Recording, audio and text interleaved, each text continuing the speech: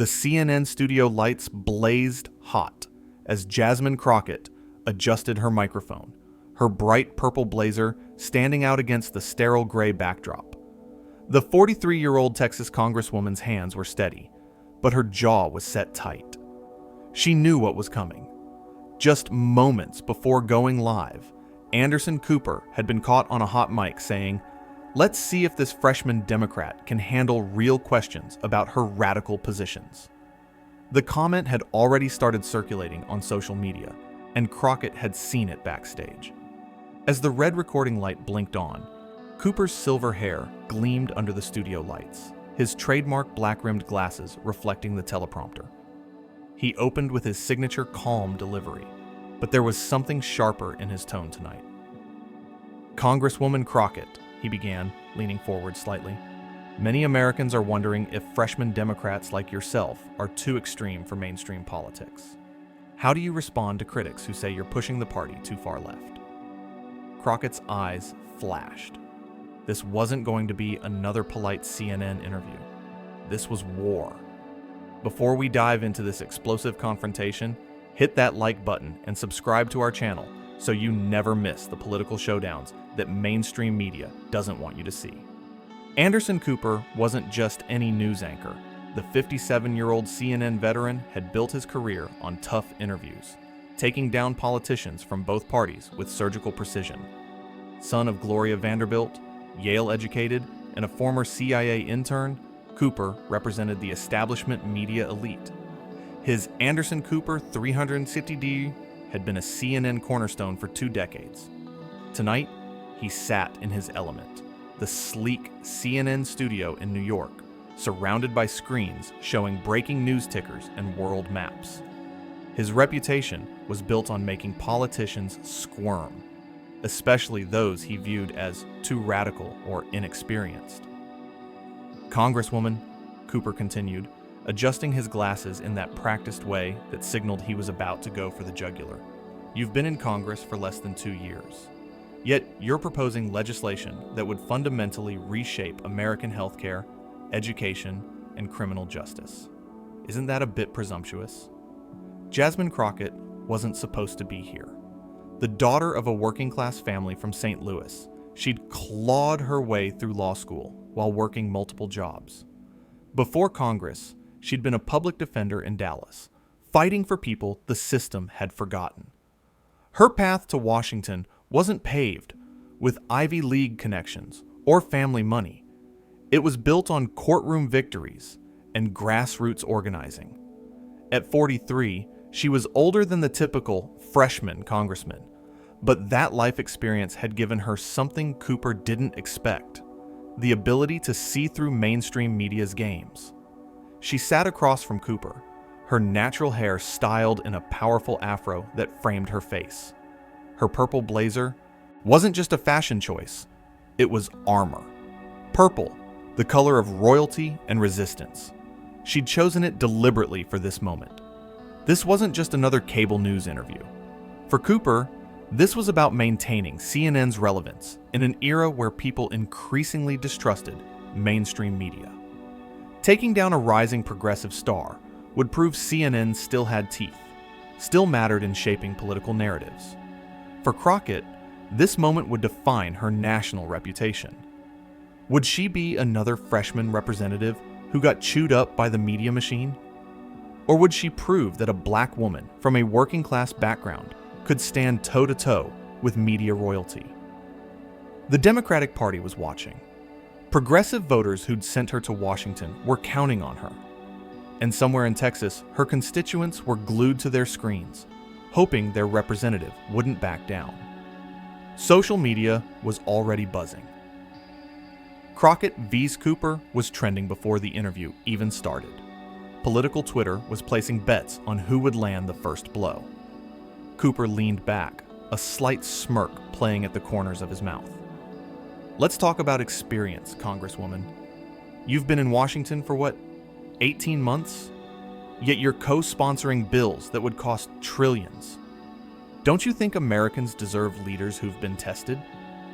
The camera caught Crockett's slight head tilt, The same one she used in courtrooms before dismantling a prosecution's case. "Anderson," she began, her voice steady but with an edge, "I spent 15 years as a public defender. While you were reporting on poverty from your Manhattan studio, I was in Dallas courtrooms defending people who couldn't afford groceries. So, when we talk about being tested, whose test are we using?" Cooper's smirk faltered slightly, but he pressed on. "That's a nice soundbite, but running a country isn't the same as..." "Isn't the same as what?" Crockett interrupted, leaning forward. "As understanding how policies actually affect real people?" "You're right. It's not the same. It's easier to dismiss solutions when you've never had to live with the problems." The studio crew exchanged glances. This wasn't going according to script. Cooper shifted tactics, pulling out what he thought was his ace card. "Your voting record shows you've aligned with the most progressive wing of your party 94% of the time. The Green New Deal, Medicare for all, defunding police departments..." "Stop right there!" Crockett's voice cut through like a blade. "I've never voted to defund police departments. I've voted to fund mental health services, education, and job programs. But you know that, don't you, Anderson? You just prefer the scarier narrative." Cooper adjusted his glasses again, a tell that he was getting flustered. "The American people deserve to know if you support law enforcement. The American people deserve journalists who report facts, not Republican talking points, dressed up as questions." Crockett's eyes were fire now. "I support accountability. I support officers who protect and serve. What I don't support is this lazy journalism, where you repeat whatever generates the most fear and call it news." Producers in the control room were frantically signaling. This was getting heated faster than anticipated. Cooper's jaw tightened. Nobody called him lazy on his own show. Time to bring out the heavy artillery. "Speaking of facts, Congresswoman, let's discuss your tweet last month, where you called certain senators modern-day segregationists. Don't you think that kind of inflammatory rhetoric..." "I think," Crockett interjected, her voice rising slightly, "that when senators vote to restrict voting rights in ways that disproportionately affect Black and brown communities, we should call it what it is. Would you prefer I use euphemisms? Should I say they're voting participation adjustment advocates?" A few crew members suppressed laughs. Cooper's face was reddening. "This is exactly what Americans are tired of," Cooper said, his calm demeanor cracking. "Politicians who throw around serious accusations? And this is exactly what Americans are actually tired of," Crockett shot back. "Media personalities who care more about protecting their access to powerful people than telling the truth about what those powerful people do." Cooper was now visibly agitated. He'd lost control of his own interview. Time for the nuclear option. "Your background as a public defender," he said, his tone dripping with condescension. "Some would say it makes you soft on crime. How can voters trust someone who spent their career defending criminals to write laws for law-abiding citizens?" The studio went silent. Even the camera operators held their breath. Cooper had just crossed a line, and everyone knew it. Crockett's eyes narrowed. She took a slow breath, and when she spoke, her voice was deadly calm. "Anderson, I'm going to give you a chance to rephrase that question. Because what you just said reveals exactly why mainstream media is failing. You just called every American who's ever needed legal representation a criminal. You just dismissed the constitutional right to counsel as being soft on crime. And you did it with that Vanderbilt privilege dripping from every word." Cooper opened his mouth to respond, but Crockett wasn't done. "You want to know what my background taught me? It taught me that justice isn't just for people who can afford 500 an hour lawyers. It taught me that one bad day, one mistake, one false accusation can destroy a life. And it taught me that people like you, sitting in climate-controlled studios, wearing suits that cost more than my constituents make in a month, have no idea what real America faces every day." The tension in the studio was electric.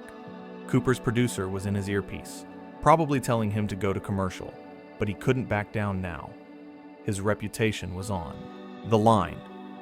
"That's quite a speech, Congresswoman, but you haven't answered."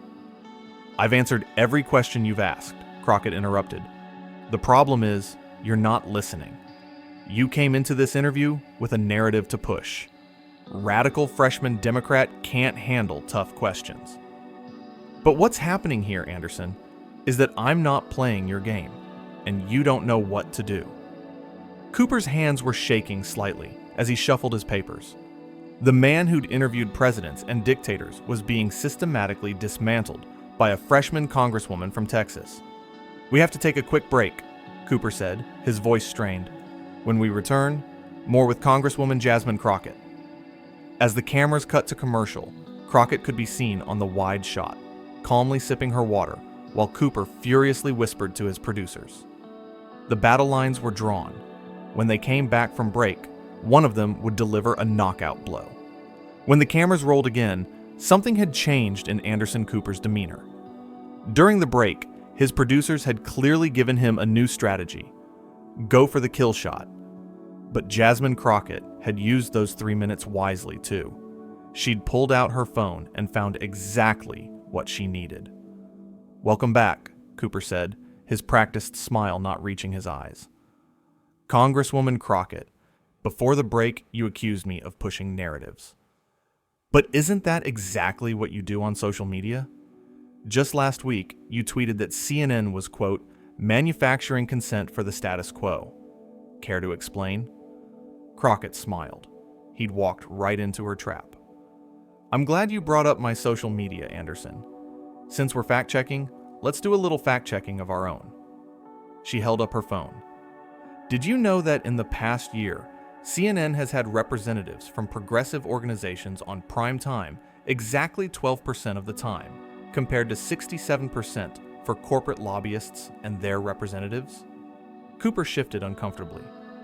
"I don't think those numbers are..." "They're from CNN's own public records," Crockett continued. "But here's where it gets interesting. You personally have interviewed 47 CEOs this year. Want to know how many labor leaders you've interviewed? 2.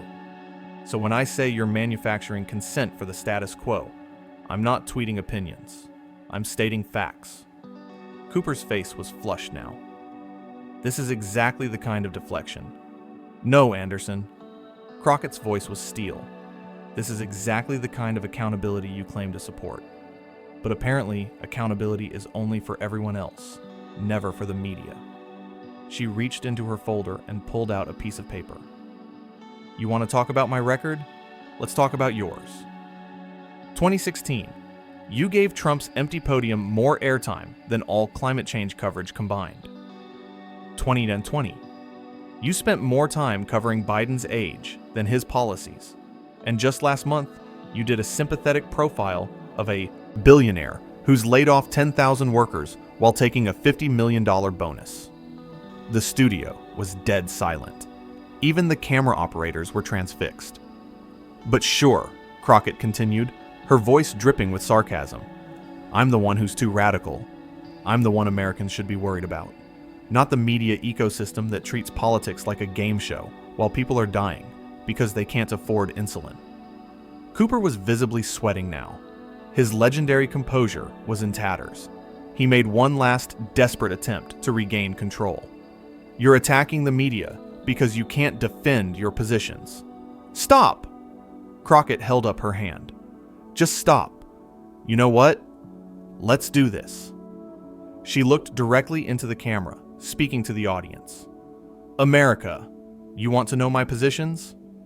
Here they are. I believe every American deserves health care that doesn't bankrupt them. I believe every child deserves an education that prepares them for the future, not just standardized tests.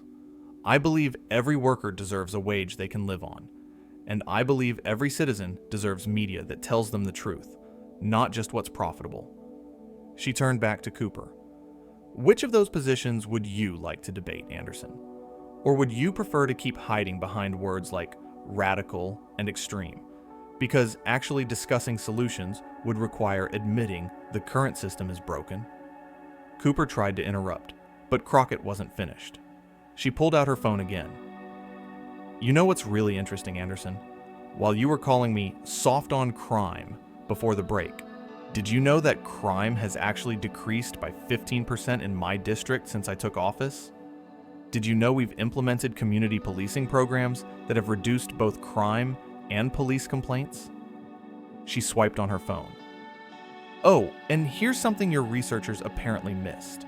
That radical healthcare bill I co-sponsored, it's based on a system that's worked in Germany for 70 years. That extreme education plan, it's modeled after Finland's system. You know, the one that produces the best educational outcomes in the world.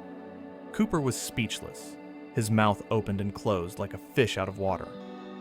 The problem, Anderson, Crockett said, leaning back with confidence, is that you've confused moderate with profitable for your corporate sponsors. You've confused mainstream with whatever keeps the powerful comfortable. And you've confused journalism with stenography. Just when it seemed like Cooper couldn't sink any lower, Crockett delivered the coup de grace. You want to know the real irony here? She asked, her voice almost gentle now, like a teacher explaining something to a slow student. You keep calling me inexperienced, but in my 18 months in Congress, I've passed 3 bills into law. Actual legislation that's helping actual people. In your 20 years at CNN, what have you changed? What problems have you solved? Besides your ratings, what's better because of your work? Cooper's face was a mask of fury and humiliation. He tried one more time. This is exactly why people don't trust. No, Crockett interrupted for the final time. This is exactly why people don't trust you. They're tired of millionaire anchors lecturing them about being realistic while their kids go hungry. They're tired of being told that wanting a living wage is radical. And they're really tired of interviews like this, where you invite someone on just to push your pre-written narrative instead of actually listening to solutions. She looked directly into the camera one more time. To everyone watching, you deserve better than this. You deserve media that respects your intelligence. You deserve representatives who fight for you, not approval from anchors who've never struggled a day in their lives. And you deserve a democracy where moderate doesn't mean accepting the unacceptable. Anderson Cooper, the man who'd remained calm while reporting from war zones, who'd kept his cool interviewing dictators, was completely undone. His hands trembled as he shuffled his notes, trying to find something, anything, to salvage the interview. We need to go to commercial, he stammered, forgetting they'd just come back from break. No, we don't, Crockett said calmly. We have 7 more minutes, according to that clock right there. Unless you're ending this interview early, because you can't handle the heat you tried to bring. The control room was in chaos. Producers were shouting in Cooper's earpiece. The director didn't know whether to cut to commercial or keep rolling. This was live television disaster and pure gold at the same time. Cooper made one last attempt to save face. Congresswoman Crockett, I think you've made your positions clear. Have I? Crockett asked with a slight smile. Because I'm happy to keep going. We haven't even talked about climate change, voting rights, or corporate tax policy. I've got all night, Anderson. The question is, do you? Even before Cooper could stammer through his closing remarks, Crockett destroys. Cooper was the #1 trending topic on Twitter. The interview hadn't even ended, and already the clips were going viral. Congresswoman Crockett, thank you for joining us, Cooper managed, his voice barely above a whisper. Thank you for having me, Anderson, Crockett replied, with a gracious smile that somehow made the demolition even more complete. And remember, my door is always open if CNN ever wants to do actual journalism about the solutions we're proposing. As the cameras cut away, the wide shot showed Cooper slumped in his chair while Crockett calmly removed her microphone, chatting pleasantly with the sound technician like she hadn't just ended a man's whole career on live television. Within minutes, the internet exploded. Twitter was on fire with reactions. Did Jasmine Crockett just end Anderson Cooper on his own show? One user wrote. Another posted, I've watched political interviews for 20 years. I've never seen anything like what Crockett just did to Cooper. Absolute masterclass. The clips spread like wildfire. The moment where Crockett asked Cooper what he'd actually changed in 20 years was shared millions of times in the first hour. TikTokers were already making reaction videos, and Twitter Spaces were popping off with discussions about media bias and political courage. CNN went into immediate damage control mode. Within an hour, they released a statement. Anderson Cooper, 360D Green, prides itself on tough but fair interviews with newsmakers from across the political spectrum. We stand by our journalistic standards. But the damage was done. MSNBC's Joy Reid tweeted, "Just watched my colleague get professionally dismantled by Jasmine Crockett. This is what happens when you underestimate black women who came up fighting."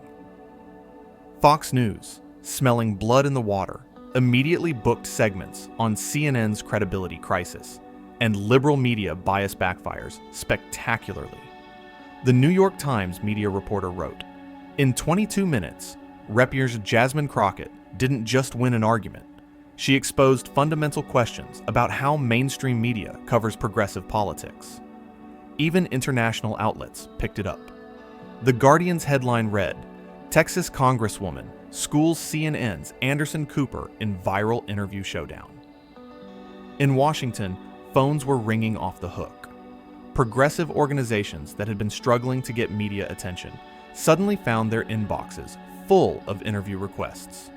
If Crockett could do this to Anderson Cooper, maybe the narrative wasn't as fixed as they thought. Senior Democrats were split. Some old guard members privately grumbled that Crockett had been too aggressive, too confrontational. But younger members and progressives were ecstatic. Alexandria Ocasio-Cortez tweeted, "This is what speaking truth to power actually looks like. Jasmine Crockett just showed us all how it's done." Bernie Sanders' statement was more measured, but still supportive. Repetier Crockett demonstrated tonight that when we stand up for working families and speak plainly about the challenges they face, the American people respond. The media would do well to listen. Even some Republicans had to admit grudging respect. One GOP strategist told Politico off the record, "Look, I disagree with everything she stands for, but that was a clinic in message discipline and preparation." Cooper walked into a buzzsaw. Inside CNN headquarters, emergency meetings were being called. Anderson Cooper, who hadn't been seen since the interview ended, had reportedly gone straight to his office and hadn't emerged. Sources inside the network said producers were in full panic mode. The next morning, Cooper's show featured a substitute anchor. CNN claimed Cooper was on a previously scheduled assignment, but everyone knew the truth. He needed time to regroup after the most humiliating moment of his career. Media critics who had long argued that mainstream outlets were too cozy with power suddenly had their perfect example. Columbia Journalism Review published a piece titled "The Crockett Interview: A Mirror for Media's Failures." Younger journalists at CNN and other networks started speaking up in newsroom meetings, questioning whether their coverage was truly serving the public or just preserving access to powerful sources. But perhaps the most impressive part was how Jasmine Crockett handled the aftermath. Instead of gloating or doing victory laps on other shows, she stayed focused on her message. The next day, she released a statement. "Last night's interview wasn't about me versus Anderson Cooper. It was about whether media will hold power accountable or manufacture consent for it. I hope this opens a conversation about the kind of journalism our democracy needs." She followed up with a series of policy-focused tweets, linking to detailed explanations of her healthcare, education, and criminal justice proposals. Traffic to her congressional website increased by 3,000%. Donations to progressive candidates nationwide saw a significant spike. Town halls in her district were packed. Constituents who had never paid attention to politics were suddenly engaged, feeling like they finally had someone who could fight for them on the national stage. The Crockett-Cooper interview, as political science professors would later call it, became a watershed moment in political media. It marked a turning point where progressive politicians realized they didn't have to play by mainstream media's rules. Media training for Democrats changed overnight. Instead of teaching politicians to avoid confrontation, consultants started teaching them to come prepared with facts, statistics, and the ability to flip the script. CNN's ratings took a hit. Viewers, especially younger ones, started turning to independent media outlets that seemed more willing to challenge conventional narratives. The network was forced to add more progressive voices to their lineup, though critics argued it was too little. Too late. Anderson Cooper eventually returned to his show, but he was never quite the same. The swagger was gone, replaced by a more cautious approach. He stopped doing as many political interviews, focusing instead on human interest stories and breaking news coverage. What Jasmine Crockett had done transcended a single interview. She had demonstrated that the old media gatekeepers could be challenged, that their narratives could be disrupted, and that speaking truth with preparation and courage could triumph over institutional power. Political consultants studied the interview like a football team studying game film. How had she prepared? How had she anticipated Cooper's attacks? How had she turned each question into an opportunity to make her own points? The answer was simple, but powerful. She had refused to accept the premise that mainstream media gets to define what's reasonable or moderate. She had come with facts, stayed on message, and most importantly, spoken to the audience at home rather than trying to impress the host. Young politicians, especially women of color, saw in Crockett a new model for engaging with hostile media. You didn't have to smile and take it. You didn't have to accept bad faith framing. You could fight back, and if you did it smart, you could win. 6 months after the interview, Jasmine Crockett's national profile had transformed. She was a sought-after speaker, a fundraising powerhouse for progressive causes, and frequently mentioned as a future Senate or even presidential candidate. But she remained focused on her work, passing legislation that helped her constituents and building coalitions for systemic change. When asked about the Cooper interview in a later profile, she smiled and said, "That was just one conversation. The real work happens every day, in committee rooms and community centers, fighting for people who've been ignored too long." The interview had entered political legend, studied in communications classes, and dissected in journalism schools. It stood as proof that in the modern media landscape, authenticity and preparation could triumph over institutional power. As for Anderson Cooper, he continued his career, but the aura of invincibility was gone. He became more careful, more respectful, perhaps realizing that the days of mainstream media setting all the terms were over. The balance of power had shifted, and it had happened live on CNN in 22 minutes that changed everything. In American politics, moments of real change are rare. Usually the powerful stay powerful, the narratives stay fixed, and the same voices dominate the conversation. But sometimes someone comes along who refuses to play by the old rules. Jasmine Crockett didn't just win an interview. She showed millions of Americans that the media emperor had no clothes, that tough questions could go both ways, and that speaking truth with courage and preparation could overcome any platform's institutional advantages. For young people watching, especially those told they're too radical, too inexperienced, or too anything, Crockett's demolition of Anderson Cooper sent a clear message. Your voice matters. Your ideas deserve respect. And you don't have to wait for permission to change the conversation. The old guard media will continue to exist, but their monopoly on narrative is over. In the age of social media, viral moments, and direct communication, a freshman congresswoman from Texas can take on a media institution and win, if she comes prepared, stays focused, and never forgets who she's really fighting for.